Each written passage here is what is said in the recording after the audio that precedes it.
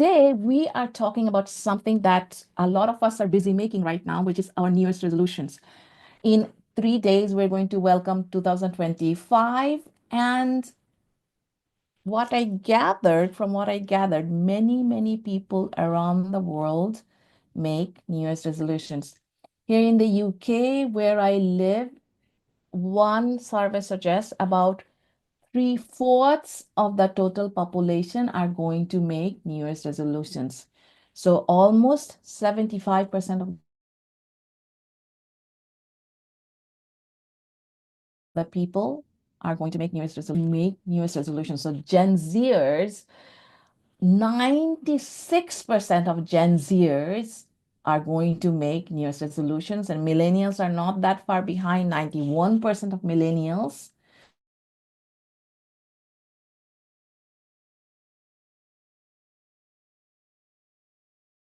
population of percent of the people are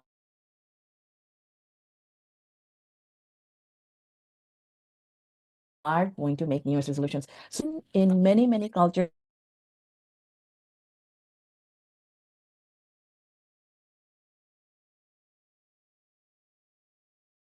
of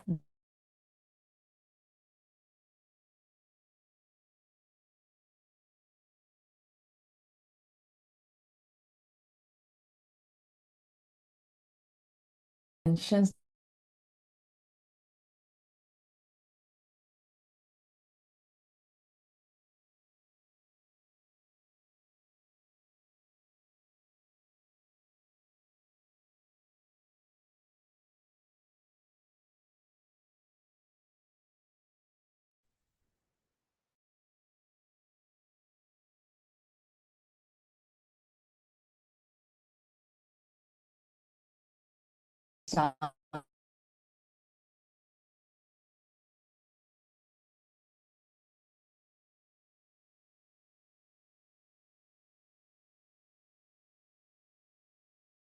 majority of us fail in sticking to our resolutions. In fact, according to studies, by the end of almost one-fourth of people have given up on their resolutions by the end of the very first week. By the end of January, almost half of the people have given up on their resolutions. And what studies suggest is that only about 9%, say let's round it up to 10%, only about 10% of people, 1 in 10 people, actually end up fulfilling their resolutions. Why does this happen? Why are we as human beings not that great at creating changes in us, in ourselves? That is what we are going to look into today, and we are going to try to use the insights we gain to actually set ourselves up for fulfilling our resolutions this time, so that we can be one of those people, one of the 10%, so to speak.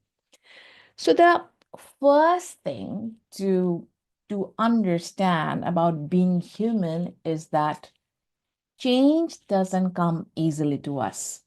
Yes, there's always a part of us that is seeking change, desiring change, dreaming about change, but underlying that, there's also another part of us that is subconscious that is really mortally scared of change. Why so? Because, and many of you know this, when we were evolving,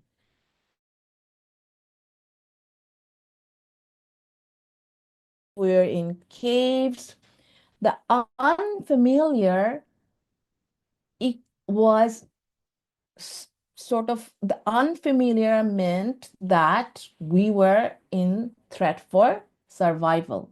So our subconscious and our biological system, it wants to keep us safe. Its first priority, it is evolved to prioritize survival. So all those millennia where we were in jungles and caves, our familiar surroundings was our zone of safety.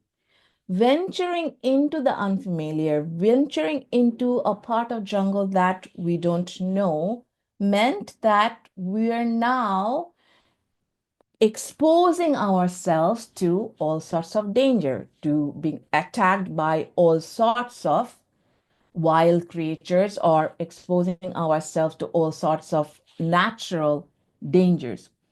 So our subconscious equates the unfamiliar with danger, and it wants to keep us in our known surroundings.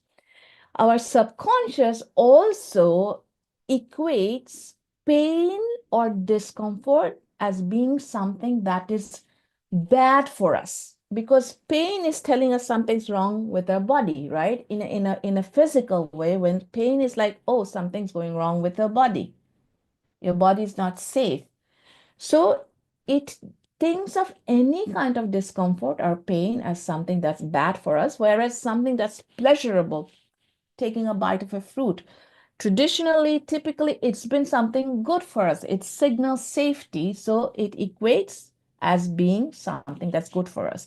But that's not necessarily true in every case, right? If your New Year's resolution is to lose some weight, you will need to take yourself through something unfamiliar, something that you don't do habitually. Of course, trying to build up a new habit, but also something that not be super pleasurable. You may feel very good after you exercise, but when you start, it not be the most pleasurable thing. So it's because of our tendency, our inner tendency that we carry with us all the time to avoid the unfamiliar and to avoid pain.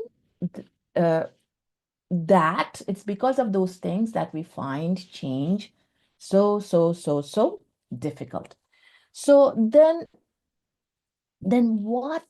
what can we do? So because of this, what happens is that people typically change when the pain of not changing is greater than the pain of changing. Say your husband's left you. I hope that doesn't happen to you, but for someone, say that's happened, like the husband's left and you are now in excruciating pain. Maybe you are you're stuck with your kids, and you have to now manage everything. You have to take care of the finances. At that time, you have lost your old identity, your old comfort zone, and your current reality. The pain of staying the same has now become more than the pain of changing. In those kind of circumstances, often people make a lot of self-improvement. Often people start exercising, going out of their comfort zone, people start meeting other people start maybe interviewing for jobs that they never interviewed for, or trying to develop a skill that they never developed, or start going to the gym and so on. So typically the big changes happen under those circumstances. In other circumstances, when you want to change, you want to make sure you make your change as easy as possible, and you may want to make sure that you really desire the thing that you're resolving to do. So you can counter this resistance, this inner resistance to change, by choosing goals that are really aligned with your true desires. And number two, is to make it as easy as possible. If you really look into it, what you see is that so making New Year's resolutions has kind of become a social thing. People make it because everybody's making it, at least in some cultures. And I actually saw this statistic which said like where 60% of people, almost 62% of people, in fact, said that they felt pressured to set New Year's resolutions. They feel like this is something that you should do. So it's not necessarily coming from the deepest part of you. It's again like you have like a long list of things that you feel like you should do, and it's just another thing that you think you should do, and it doesn't really get you anywhere. So what I think the first step is to really look into yourself. Use this time, and this time between, in cultures where Christmas is celebrated and New Year is celebrated, this time between Christmas and New Year is a very interesting time. I mean, I was just looking at a comedian saying that people go around this time being very confused, like, oh, what day is it? Oh, is it like, oh, is the post going, like people like, oh, it was the high of Christmas, and then you're waiting for New Year, but then in between you have these 5 days that you don't really know quite what to do with. You know, it's typically, you're on holiday, and if you're traveling around, that's a different thing. So I personally think that this is a really, really, really, really good time to reflect on the year you have passed. So instead of thinking that you can just cut off and be a brand new you from day one, which is not easy to do, typically doesn't happen because change happens incrementally most of the time. Reflect on the last year, the year you passed, and then see what you find out, what you think you did right, what you would want to bring onto the new year, and reflect upon the things you think were not very wise that you would want to stop doing this year. That way, you're making a connection between the old you and the new you want to be, rather than like imposing this brand new you image to your subconscious. You're building on a foundation you already have. So, and then set intentions, set goals that actually personally mean a lot to you. And you personally feel like, I really am ready for that now. I really want to do that now.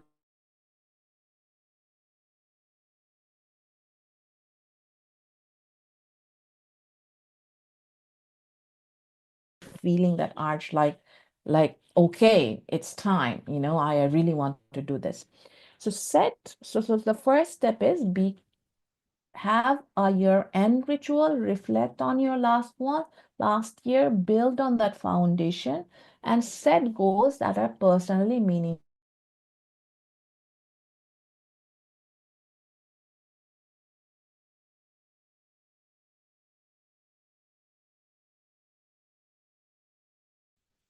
Easy and incremental. So, and I would add to that, related to actions and not outcomes. So, what do I mean?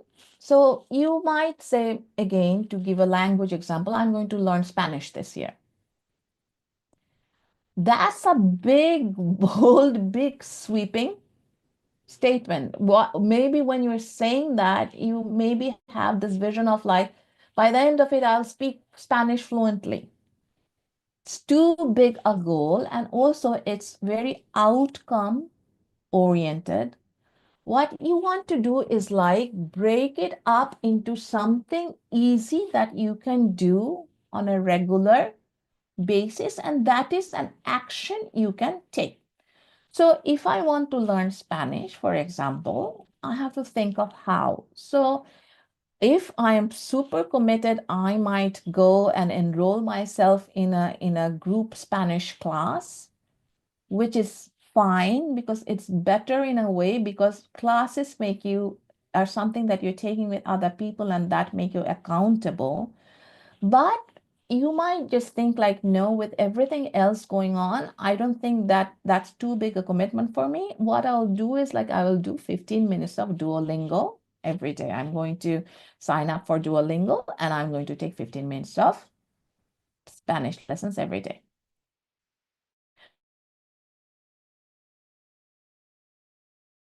Something like that. It's like measurable, right? So you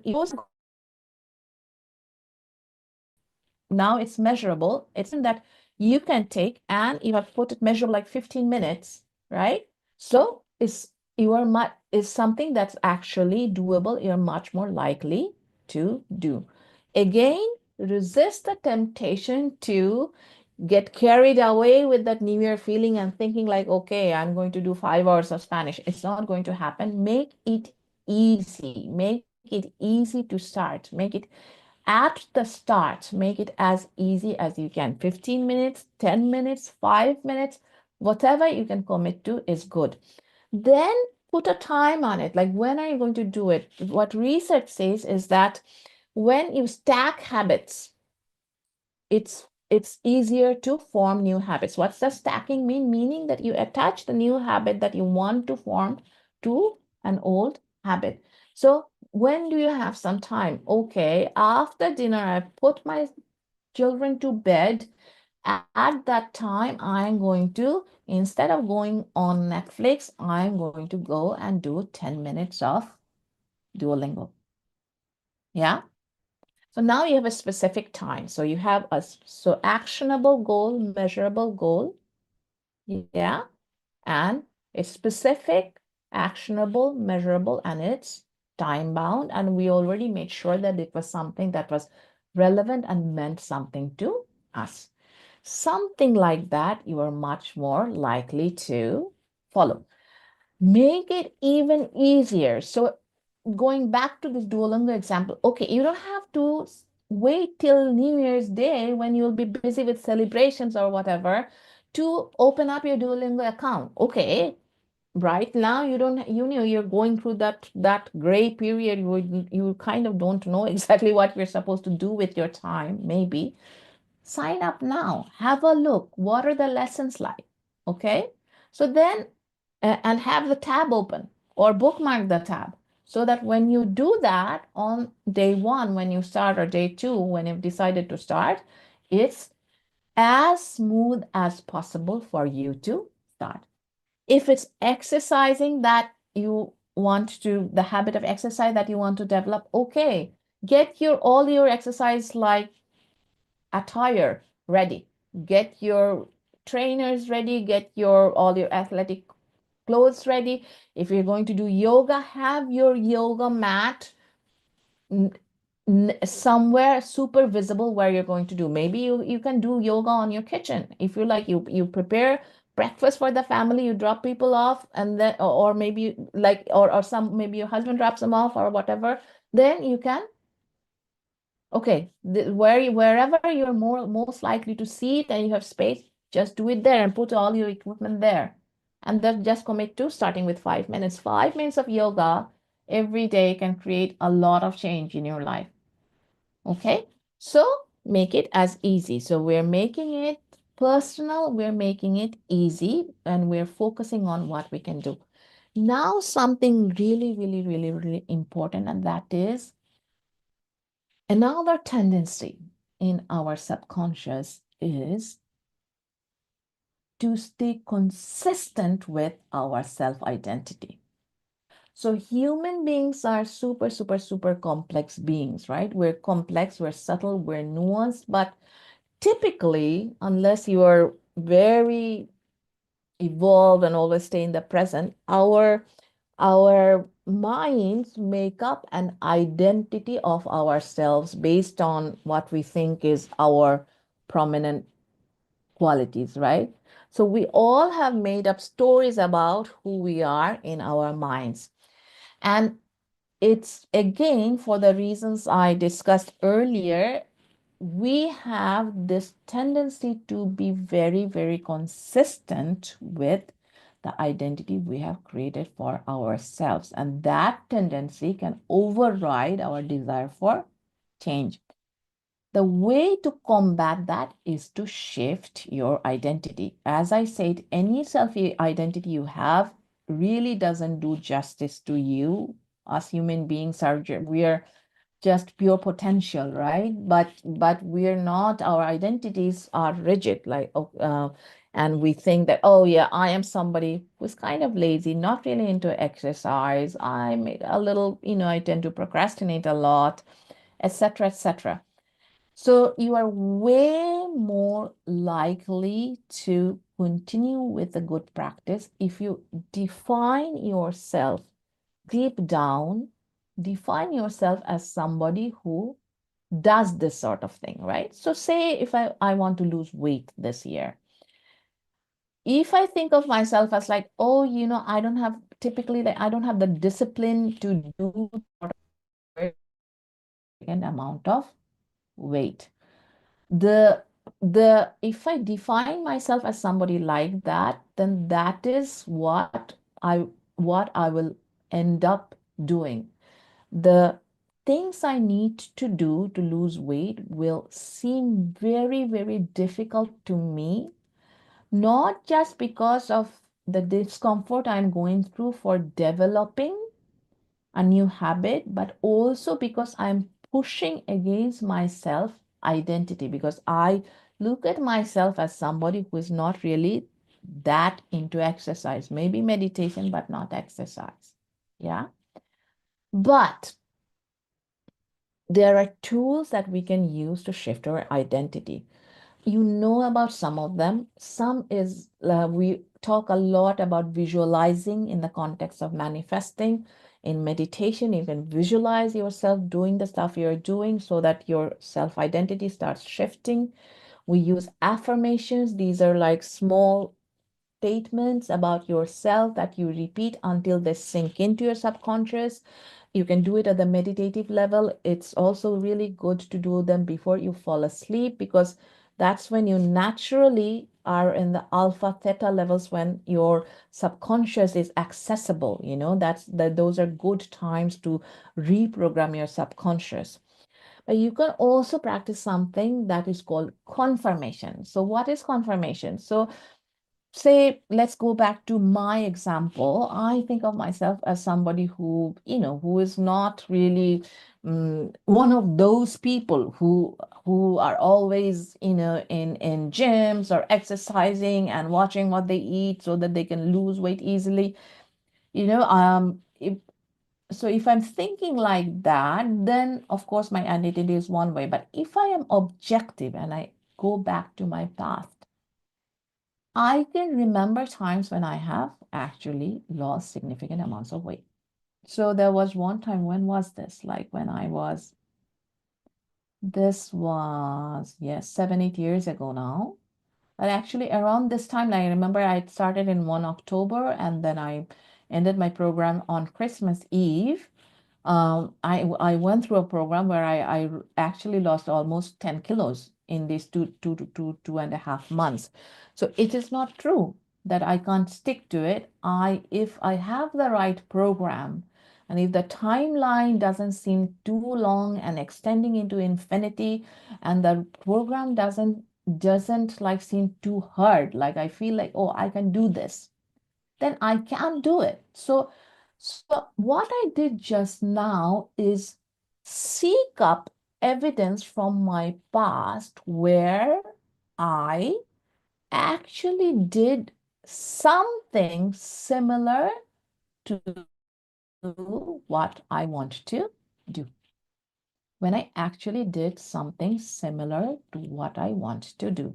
So, and thereby, what I did by pulling up this evidence from my objective reality, I am creating a new identity for myself. I am forming a new identity as somebody who can do these things, and I am searching from evidence from my past, my real past, to support this new identity. And I bet, if you look at your past, you will also find evidence to support the identity that you want to create, the identity of a person who is capable of doing, who is used to doing, who does the things that you want to do in your new year.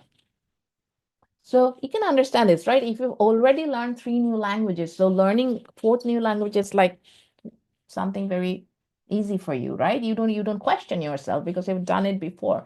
So seek up evidence from your past where you have done things similar to what you want to do. And I bet there is evidence, because if you're into negative thinking, you are forgetting those times that you did and you're just focusing on the times that you didn't.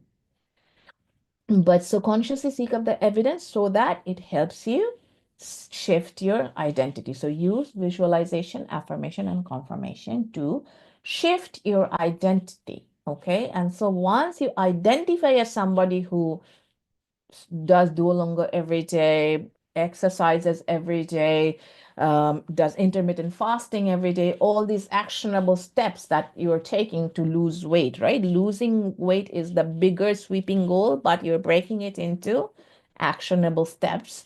Like, oh, does intermittent fasting, maybe you can just start once a week. Maybe you can start just twice a week, and then see how you feel and make adjustments and then build it up.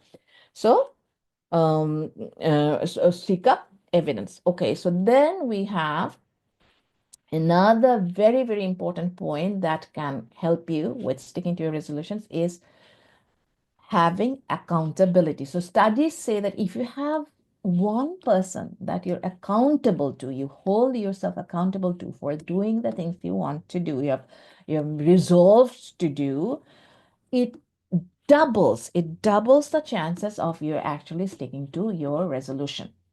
So if you want to maybe walk a certain amount every day, if you're walking with someone, great, super duper, that person is your accountability buddy. If you don't come one day, they will call you up and why you're not coming, and even if you're not feeling it, you will, oh, okay, I'm coming, and you are, as I said, you are twice as likely to actually do that thing.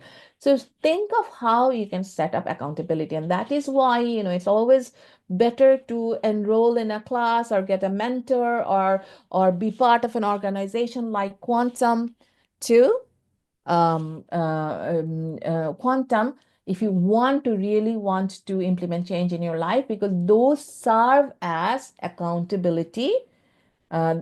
accountability partners for you. And then very important is accept that you will fail some days. When you fail, when that day comes that you didn't go for your walk, or you totally forgot about your Duolingo lesson, or you just ended up eating that junk food you decided you were not going to eat, or you just could not make yourself fast, couldn't just like sum up the willpower that day. Forgive yourself and start again. Don't just declare, okay, I have failed. Okay, I have failed in my resolutions again. I fail every year. I'll just wait till next year, 2026, to start this again. Please don't do that. Stand up, start again. Stand up, start again. Because if you look into people who was actually stuck within that time period, okay, who have actually lost the weight, within that time period, they were not sticking 100% to their plan. Sometimes they were 80%, other days they were 50%, other days they were minus. They broke their pledge altogether. But the thing was, they kept going. They kept going. Take one day at a time. And if you fail one day, it's okay. Keep going, keep going, keep going. And the good news is that every action becomes easier with time. So I just wanted to end with that. When you are starting something, you are forming new neural networks, right? So we talk about in quantum all the time. There are lots of neurons in our brain, and the brain, and those neurons are connected by interconnected, and through networks. They form networks. Every time we have a new experience, a new set of neurons, they get activated together, and when they fire together, they wire together. This is how neuroscientists explain it. This is the phrase they use: neurons that fire together wire together. So when you are first starting to form a habit, those networks do not exist in your brain, right? The Duolingo network doesn't exist. The math, doing hard math thing doesn't exist. The network doesn't exist. The saving money network doesn't exist, you know? So when there is no network and you already have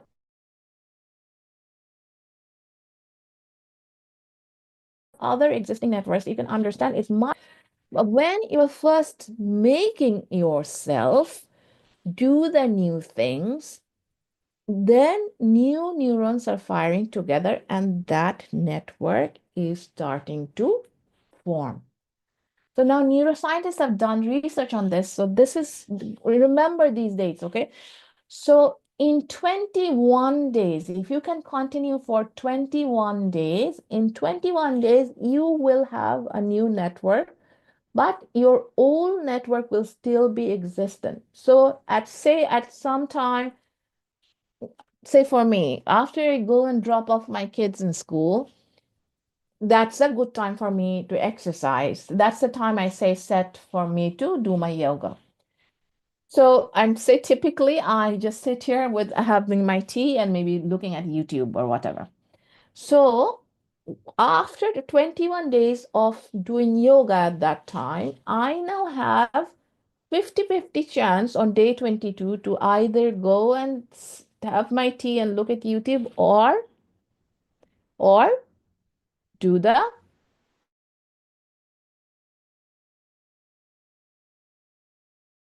scientists now say that in 63 days, your new network will be much stronger and your old network has now weakened enough to not really pose a risk.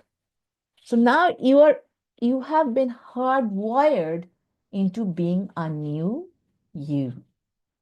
So the new you is now being hardwired into you. Really are that person who has this neural network, that strong neural network for supporting you to go and exercise at that time. And when the habit has formed, the neural network has formed, then it becomes easy. It becomes much easier. You don't need to, again, this is science backed, you don't need to invest as much of your brain into doing the work, because now it's become a habit and it can actually do it almost automatically.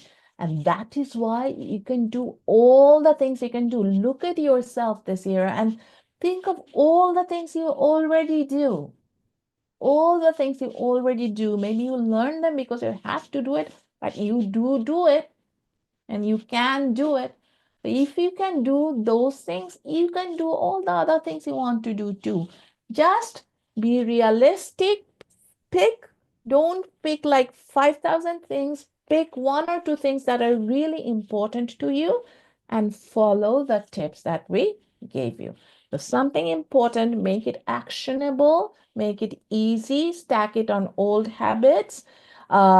Shift your identity to be consistent with what you're trying to do, ensure accountability. If you fail, start again and continue at least for 63 days and see what happens. Okay, so that was our talk for today. I hope that you will benefit from this. And if there is somebody, this will be on YouTube page, on the Quantum International YouTube page. It will be under the lives, okay? Because these programs are being broadcast live. So you'll have to go to the Quantum Method International page and click on the live. But if you have friends, because everybody has friends who are doing New Year's resolutions, and if they really want change, you feel like they're ready for change, give them the link to this so that they can use some of these tips to make positive changes in their lives this year. I don't know what can be a better gift to give someone, right?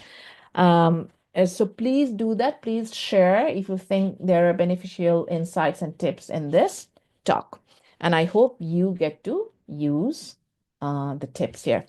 Okay, so that was our talk for today. I know we did take extra time and we had some connectivity problems, but we're running a little behind, but we will finish. So as always, we will do our meditation. Give me 1 second. I will play the happiness meditation. And as always, please let me know in the chats if you have any problems listening to the meditation.